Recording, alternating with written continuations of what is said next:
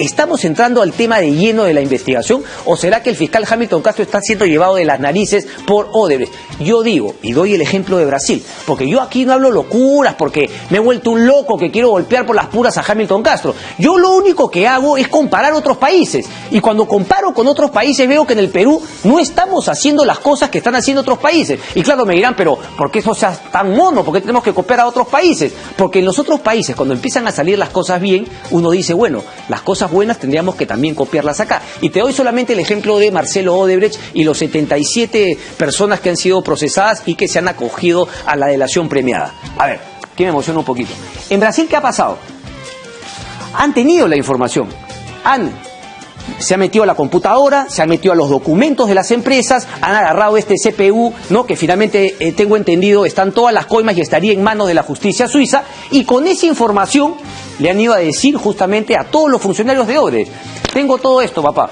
¿Cómo es? ¿Te clavas 20, 30, 40 años o tú también empiezas a colaborar? Al comienzo Marcelo Odebrecht decía, no, ni hablar, la huifla, ¿qué voy a colaborar? Yo soy intocable, conmigo, decía el papá de Marcelo Odebrecht, si cae mi hijo hay que hacerle celdas para 3, 4, 5 presidentes. Bueno, parece que la justicia brasileña ya las empezó a construir, cosa que deberíamos también copiar de Brasil. Pero ¿a qué me refería? Que con esa información ellos tienen las declaraciones de justamente, ¿no?, los miembros de la empresa Odebrecht, pero también la documentación. Entonces, ¿qué le dicen? Ok, Odebrecht, canta todo, pero si yo me doy cuenta que tú estás queriendo direccionar mi investigación para favorecer a otros y perjudicar a otros, ¿no?, o favorecerte a ti, o tapar a algunos políticos y a otros no, yo tengo la información, el backup, para contrastar lo que tú me estás diciendo.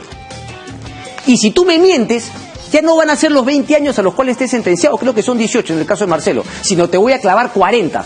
Porque, ojo, tú me tienes que decir toda la verdad, como yo te la pregunte, sin quererla direccionar, porque yo tengo la documentación para contrastar. Esto no está ocurriendo en el Perú. Tenemos una delación de Marcelo Odebrecht, pero no nos hemos metido a toda la documentación para finalmente poder demostrar que si lo que Barata nos está contando y está llevando al fiscal Hamilton Castro, está diciendo toda la verdad o está queriendo direccionar. ¿No les parece sospechoso? Ojo, porque aquí ustedes saben que yo no tengo ninguna ideología, a todos por igual.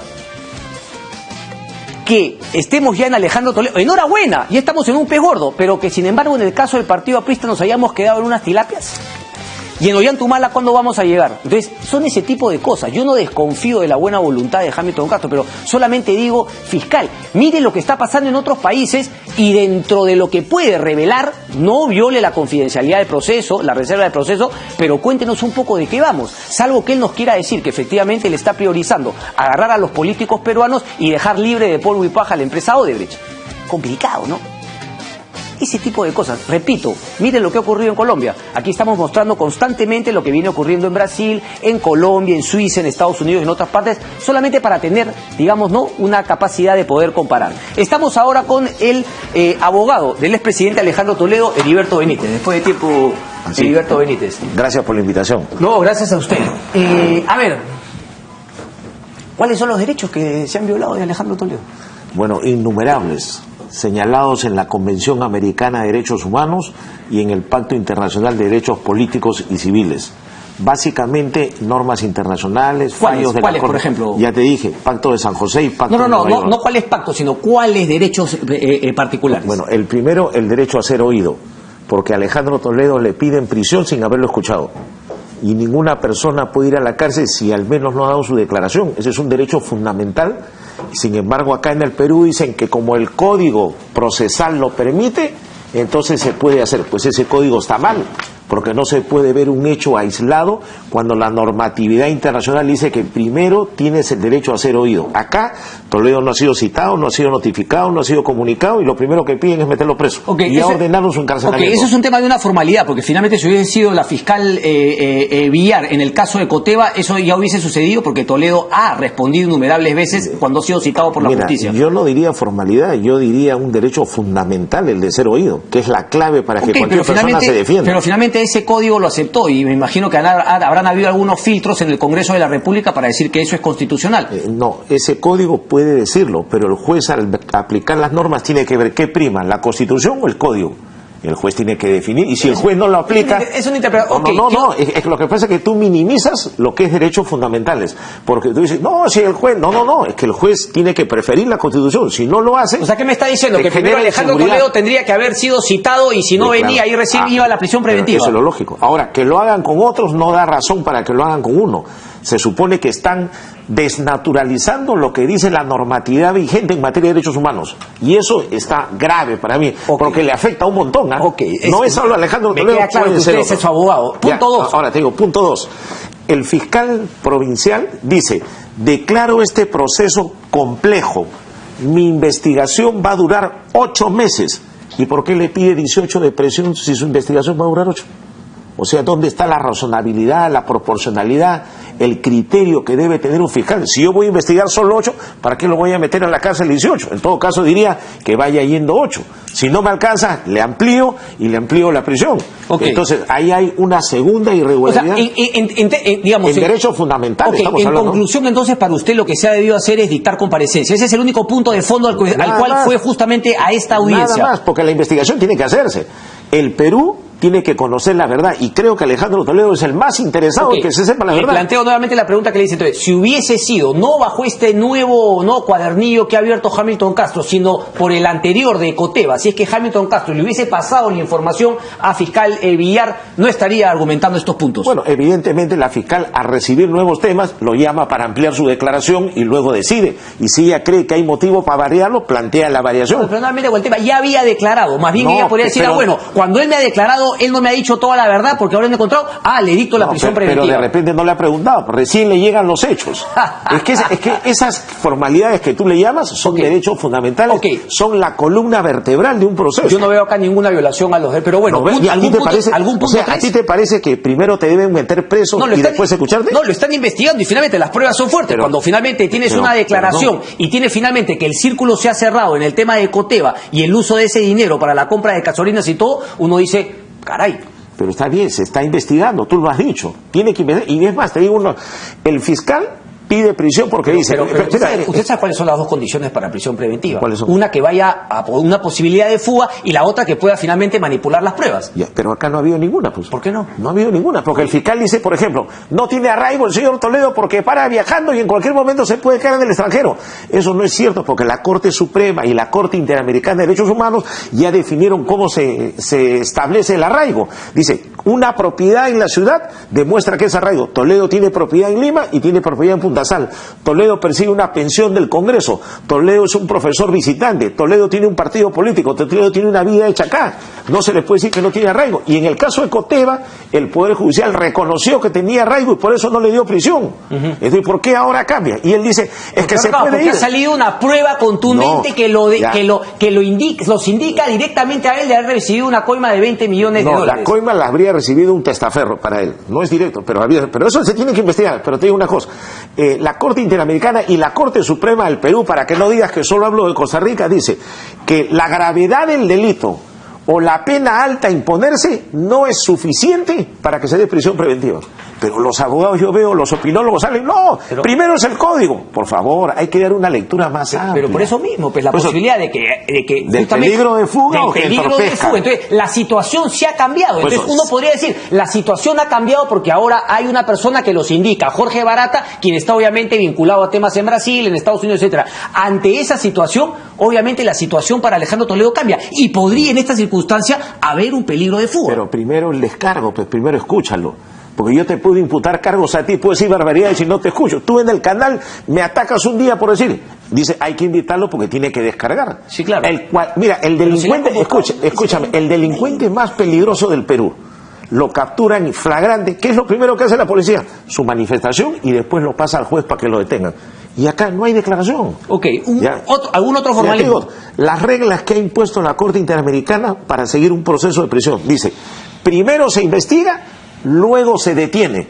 Acá se ha invertido la regla. Primero se detiene y luego se iba a investigar. ¿Por qué? Porque el fiscal ha dicho, por ejemplo, hubo una reunión en el Hotel Marriott, en Brasil, en Río de Janeiro, donde estuvo Maiman, Toledo, Barata y 2 personas más. Ahí está en el Hotel Marriott. Ya, ahí está la prueba. Los 35 millones se negociaron ahí. Y el fiscal dice, pero ojo, voy a pedir a Brasil que me informe si realmente hubo la reunión, si realmente Maiman estuvo hospedado, si se pagó con tarjeta de crédito o no, o si estuvieron ahí.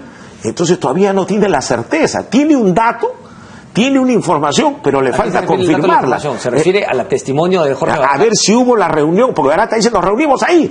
Entonces Toledo viajó acá. Y recién voy a preguntar a Brasil si Toledo es cierto. no lo ha negado. Pues tampoco ha declarado. O sea, no ha declarado para un medio de comunicación. No, para un medio, pero lo que vale eso, Toledo no lo ha negado. Lo que vale es lo que declaras ante el fiscal. Pero déjame terminar la idea. Entonces, recién va a pedir. Después dice, hay cuentas de transferencias en el Reino Unido, depósitos a Maiman, ya. Pero se presume que como es el testamento, se presume. Y dice, y recién voy a oficiar al Reino Unido para que mande la información bancaria. Entonces yo digo, Benítez, si no tienes la certeza, es que Ecotea está separado de este caso. Ok, entonces nuevamente entramos una formalidad. La defensa de Alejandro Toledo, planteada por usted, está buscando los errores del Ministerio Público. No los errores, que se respeten los derechos fundamentales. Okay, eso pero no hasta ahora no ha entrado al tema de fondo. ¿Y qué cosa he hecho entonces? Claro, usted me está... ¿Tú quieres hablar de los 20 millones? Me está hablando solamente del tema de forma, de que finalmente... No, no es de forma, Cristian, es el tema de la prisión, de la privación de la libertad, del debido proceso, del derecho de defensa, de los derechos fundamentales. Es una medida de restricción para Alejandro Toledo, no estamos yendo al fondo. Todo eso influye en la prisión. Okay. Yo defiendo la parte de la prisión. La parte de la prisión. Otro de Paolo Aldea, lo de los millones lo está defendiendo la otra, el esos otro 20 millones, yo digo, tiene que investigarse, estamos todos de acuerdo. Hasta el propio Toledo, te lo he dicho, es el más interesado en que se esclarezca la verdad, pero no te pueden primero meter preso y después investigarte, inviertes la regla. Ok, ¿qué solución o qué, digamos, qué medidas podría tomar Alejandro Toledo ante lo que para usted es justamente no una violación a sus derechos fundamentales y además ya lo dijo usted le recomendaría que no vuelva al Perú? Mira, no es para mí. Es lo que dice la documentación, los tratados, los convenios, las leyes. Pero bueno, yo lo que digo es, acá hay una apelación de por medio. La Corte Superior va a resolver y nosotros esperamos que pueda revocar la resolución y darle pues una comparecencia, si quiere, con restricciones. Que le diga, no podrá salir del país si no tiene permiso, firmará un cuaderno cada 15 días, tiene que le den esas restricciones. Okay. O sea, eso es lo que pide la defensa. ¿Y usted confía en Alejandro Toledo o eso es secundario? Finalmente, a usted lo único que le ha pedido es el tema de la prisión preventiva. Mira, yo creo en la presunción de inocencia mientras no haya una sentencia. No, pero esto me está hablando, eso es un término general que todo abogado... Es un derecho fundamental. No, eso es un abogado que todo el mundo diría respecto de cualquier persona que conoce derecho, yo creo en la presunción de inocencia. Yo le he preguntado por Alejandro Toledo. Bueno, yo le he preguntado a él y él me ha dicho que no está involucrado en nada y que no ha recibido un sol, que todo eso es mentira. Ya, ¿y usted le cree? Bueno, no sé, pues yo estoy su abogado y tengo que por ahora creer en que no debe haber una prisión, ¿no? Ese es mi trabajo. Yo tengo que ver eso. Ahora, más adelante, la investigación... A ver, déjame hacerle otra pregunta. Si usted lograse, como abogado, para respecto del tema de la comparecencia o de las medidas restrictivas, cambiar de prisión preventiva a comparecencia, ¿usted pone las manos al fuego que Alejandro Toledo volvería al Perú? Mira, ya yo no sé si lo defenderé porque él me pidió una tarea, yo la cumplo o no la cumplo. Y ¿Hasta él no cuándo me ha va a cumplir? ¿Hasta la apelación? Bueno, yo ya informé, a mí me presentaron un escrito para que haga el informe oral, sustente el tema y lo defienda. Ya en el informe oral ante la Corte probablemente vaya yo, el doctor Aldea... pero va a seguir en ese tema hasta la Corte Superior. Lo voy a apoyar, si es necesario, hasta la Suprema, en todo lo que sea la prisión preventiva, que está ligado a derechos fundamentales. Okay. El tema de fondo... Entonces, no es una defensa política, la suya, o sea, no es que usted confíe en Alejandro, me acaba de decir que no pone las manos al fuego. Oye, yo no sé por qué la gente dice que mi discurso fue político, que yo hablé de normas internacionales que no tienen nada que ver. He escuchado un montón de opinólogos que me han criticado, hasta han dicho quién debería ser el abogado de Toledo. Y eso no se ve bien, porque cada persona tiene el derecho a escoger a su abogado. Me han querido cuestionar a mí, porque dice que yo estaba investigado en otro caso. Pero a mí nada me inhabilita a ejercer mi profesión. Yo soy un abogado estudiado para eso y quiero ejercerla. Puedo defender a Toledo, puedo defender a muchas personas, te puedo defender a ti si es necesario. Ok. ¿Cómo así llega el contacto con Alejandro Toledo? Él me llama por teléfono 3 días antes más o menos del tema y me comienza primero a hacer 3 días preguntas. ¿Antes de qué? ¿De que se del presentó informe oral? Del informe oral. Sí, y me comienza a preguntar sobre el tema, qué pienso yo, que hay esto, mira, este tema, me pueden pedir prisión o no. Entonces yo hablaba con él, me volví a llamar y hasta que una vez me dijo, ¿tú crees que puedas defender? Y le dije, bueno, sí. Entonces me dijo, ya, entonces voy a pedir que tú seas el que informe en el tema de la prisión, porque en el otro ya tengo un abogado que perfecto, le dije, señor presidente, porque hay que tratarlo con respeto, ¿no? Y entonces me dijo, ya, vamos a hablar, coordinamos, se coordinó, yo hice el informe, yo quise que hable el doctor Aldea, el fiscal estuvo de acuerdo, pero el juez no quiso. Bueno, pues ya, eso sí es formalidad, no quiso, ya, no se informó. Entonces podemos rotar, de repente el otro informe voy yo, de repente va él, ya. La cosa es lograr el objetivo, que es comparecencia restringida. Si no se logra, tenemos la opción de presentar un recurso de casación e ir a la Corte Suprema, pero hay que librar la batalla. Pero yo le quiero hacer la pregunta entonces, si usted logra como abogado darle la comparecencia restringida, ¿usted está seguro que Alejandro Toledo volvería al Perú para justamente ponerse a derecho, dar su su informe y final... Tiene que venir porque eso es lo que corresponde. Si no, en el caso de Coteva mismo le pueden pedir otra prisión porque pueden decir, no cumple acá, ha cambiado de conducta y se le puede complicar la vida.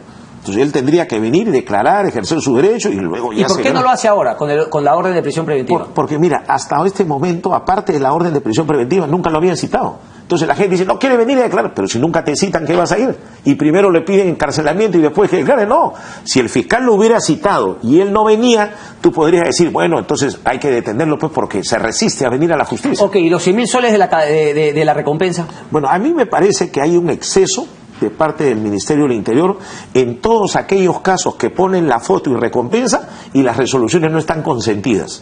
O sea, si ya la persona apeló, lo consintió la Corte, ahí sí le puedes poner su precio, su cabeza, pero a una persona que todavía está apelando, que todavía no ha quedado consentido, no se le puede poner de esa manera. Pues, o sea, hay un maltrato, hay un exceso, hay un abuso a los derechos humanos y es extraño, pero si no más obvio las... ¿Por qué lo había hecho? Y lo peor, que tiene otro caso emblemático que es de los tíos de Keiko Fujimori, que sí tienen resolución consentida, que están escondidos en una guarida de Japón desde hace años y no le pone foto ni precio. ¿Por qué? ¿Por qué los tíos de Keiko no y Toledo sí? ¿Por qué? Yo digo, ¿por qué? ¿Por qué cree usted? O sea, ¿por qué hay esa diferencia? ¿Por qué hay esa actitud distinta? Planteó otra diferencia también respecto de Alan García Pérez y el gobierno aprista. Yo digo, ¿por qué hasta ahora no allanan la casa de Alan García? ¿Será hoy a las 3 de la mañana el allanamiento como el de la casa de Toledo? Es decir, ¿por qué? ¿Por qué no pide la prisión preventiva de Alan García? Igual, si Alan García vive en España, no viene al Perú. Porque no hay una declaración de Jorge Barata. No, de Barata, se han reunido hasta 17 No, una declaración diciendo que el expresidente García recibió una coima como se ha sido con Alejandro Toledo. Ya, y como dice el mismo fiscal, pero hay otros indicios. Hay el peligro de fuga porque él vive pero en justamente España, cuando habían esos indicios no se le daba ni siquiera comparecencia restringida, se le daba justamente la libertad a Alejandro Toledo. Cuando ha salido el tema de Jorge Barata le han pedido la prisión preventiva. Si saliese algo similar de Alan García Pérez también, y usted también va a defender a Alan García Pérez que no le pidan prisión preventiva. Mire, no creo que Alan García me busque para lo defender y menos. No, pero en el término del derecho fundamental, es decir, Alan García tampoco lo debería si es que no lo citan primero, así haya una declaración de Barata. Pero creo que Alan García ya lo citaron para marzo, porque yo escuché a uno de sus congresistas que dijo, Alan ya lo citaron para... Entonces Alan tiene la ventaja de que a él si lo citan, le dan hasta marzo para que se prepare, pero a Toledo no es por nada similar a lo que estamos viendo, porque es por otro tema, creo que es el gasoducto. Pero igual, pero lo están citando. Sí, claro. ¿Por qué de frente no le piden prisión? Porque nadie ha hablado de una coima, es una citación en su papel de haber sido expresidente. No, es que no, cuando tú investigas... ¿Qué más quisiéramos que haya otra delación de Jorge Barata que finalmente se eche a todos los políticos altos, pequeños y todo, pero hasta el momento no la hay, por lo tanto no es anormal lo que ha sucedido con Toledo. No, mira, lo que me refiero es, en un caso el fiscal actúa de una manera y en otro caso, tú mismo lo has dicho, ¿por qué es lento? ¿Por qué empezó Luyo, Navarro, después vino ¿cómo se llama? Cuba. ¿Qué cosa seguía? Cornejo y Alan. Sí. Y sin embargo giró y dijo, no, ahora me voy por Toledo. Podría ser porque Barata está dirigiendo justamente o intentando dirigir un poco las investigaciones. Hay que tener cuidado con su declaración. Definitivamente, y por eso mi crítica al Ministerio Público. Pero eso no quita que Barata ya lo echó a Toledo. Piña por Toledo. Pues. Entonces, mira, gracias a tu declaración comienza a perder fuerza lo de Barata, porque se ve que él está manipulando. Y el colaborador que manipula pierde un nivel de certeza. No manipula, eso dependerá. Él tiene tiene la confirmación, no solamente de la declaración, sino todo lo que se había avanzado, porque usted hasta ahora no me está hablando, es que usted no puede separar el tema únicamente de la prisión preventiva del proceso general en sí. Entonces, claro, usted audazmente me dice, no, yo solamente veo el de la prisión preventiva, pero la prisión preventiva viene enganchada al tema de fondo, y el tema de fondo es que hay una delación de Jorge Barata, hay cuentas en las cuales recibió Joseph Maima, hay una offshores en Costa Rica que además la plata regresó al Perú y Elian Carp con Alejandro Toledo compraron casas en Casuarinas, pagaron hipotecas, etcétera. Pero mira, en esas cuentas recién el fiscal está pidiendo la información formal a Reino Unido. Para algunas, otras ya las tiene dadas. Ya. No, sí lo ha dicho, ahí está en su escrito. Pero estoy pidiendo las cuentas también. No, él ha montado fotocopias que tiene pero ha pedido la información formal. Entonces, falta esa certeza para poder pedir una prisión. A eso me refiero. O sea, lo otro se investigará, si son 20 millones, no sé, ese es tema ya de otro abogado. Pero me extraña, yo creo que usted está queriendo ganar un poquito de cámara, porque a mí se me hace que usted en un mes... Si no me invitaba, usted, o sea, si yo no defendía a Toledo, usted en un mes ya no va a defender a Toledo, y no me extrañaría que en un mes salga diciendo Toledo tiene que meterlo preso. Eso sí, Alan también. No, pero yo tengo que ser coherente en mis cosas, ¿no? Una cosa es que yo dé una opinión sobre una pero otra cosa. Usted solamente me está hablando de formalismo. Ok, no cuando de Inglaterra le manden los documentos, ya le dijeron que están, pero se le van a mandar los documentos, ahí recién podrá pedir prisión preventiva. Es que se va teniendo la certeza. Y no solo es los documentos, porque tiene que haber el peligro de fuga, tiene que haber el arraigo, la obstrucción de la justicia. Donde Toledo en otro proceso, según dice la ley, ha demostrado que ha rehuido la justicia. Si del caso de Coteo, todas las veces que lo han citado con Alejandro Toledo tras la audiencia de ayer? Sí, le he comunicado que hemos apelado, que estábamos evaluando la posibilidad de presentar un habeas corpus. ¿Se están barajando dónde estaría? ¿En Estados Unidos, en Francia? Yo te puedo decir que está fuera del país. De más no puedo porque no puedo delatar a mi patrocinado. Sería un traidor si delato a mi patrocinado. Perdería la confianza de cualquier cliente. Así como el médico guarda reserva de la historia clínica de un paciente, el abogado tiene que guardar la reserva de su cliente. ¿Tiene alguna limitación Heriberto Benítez para, digamos, así como tiene estos temas, ¿no?, de el principio del abogado, de no sería un traidor?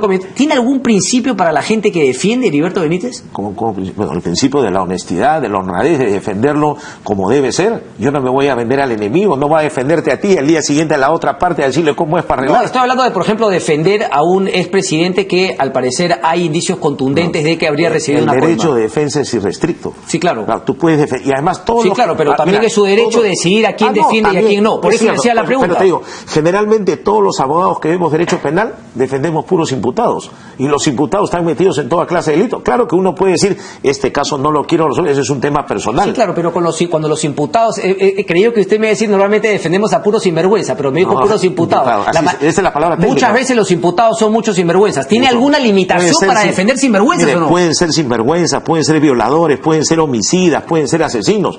Tú tienes que valorar y saber a quién defiendes. ¿Y por qué qué valoró en esta para el tema de derechos humanos, que creo que hay que marcar una línea de que no se puede primero meter preso y después escuchar, porque eso le va a servir a todos. Y yo te aseguro que muchos de los que están hoy día recluidos en un penal ni siquiera los han escuchado y están presos. Y eso no se puede permitir como regla general. Ojalá la sentencia salga rápido, si es que finalmente las pruebas son contundentes. Y ojalá ya en la casa de Alan García, hombre, ya van a ser las 3 de la mañana, hay que estar atentos. Pero es que todavía Barata no ha hablado nada respecto a Alan pero García. Tiene otros indicios, pues el fiscal. Bueno, y además lo puede allanar. Indicios como los que tenía de Coteva, total. Pide el allanamiento para Alan García.